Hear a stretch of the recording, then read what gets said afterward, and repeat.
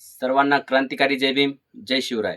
2 मार्च 1930 रोजी महाराष्ट्रातील नाशिक या शहरामध्ये एक इतिहास घडणार होता, जे की दलित समाजाला पूर्वी सार्वजनिक ठिकाणी बंदी होती, जे की समजा शाळा, विहिरी आणि विविध ठिकाणी मंदिरे या ठिकाणी दलित समाजाला, अस्पृश्य समाजाला कुठेही जागा नव्हती, कुठेही येऊ दिली जात नव्हती. तर त्या ठिकाणी डॉक्टर बाबासाहेब आंबेडकर यांनी नाशिक येथील काळाराम मंदिर यांचे सर्वात मोठे इतिहासातील सत्याग्रह केले व पूर्ण अस्पृश्य समाजाला, पूर्ण बहुजन समाजाला मंदिराचे दरवाजे खुले करून दिले.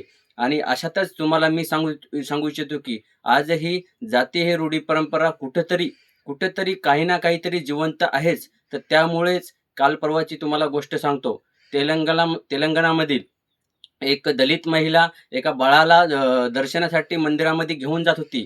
तर तिथे एका माणसाने, एका पुरुषाने त्या बाईला दर्शनासाठी येऊ नको म्हणून त्याच्याशी झटापट केली आणि मारामारी केली. तर त्या झटापटीमध्ये 2 महिन्याच्या बाळाच्या पोटामध्ये लाथ घातली. तर लाथ घातल्यानंतर तो अक्षरशः बाळ मृत्यू पावला. एवढी आजही कुठेतरी जातीय परंपरा माझ्या मते दिसून येत आहे. तर ही जातीय परंपरा आपल्याला दूर करायची आहे. त्याच निमित्ताने जसे की डॉक्टर बाबासाहेब आंबेडकर यांनी सर्वात मोठा इतिहासातला दिवस म्हणजे 2 मार्च 1930 रोजी आपल्या सर्वांच्या हक्कासाठी व सर्व समानतेसाठी हा दिवस अस्तित्वात आणलेला आहे. थांबतो. जय भीम.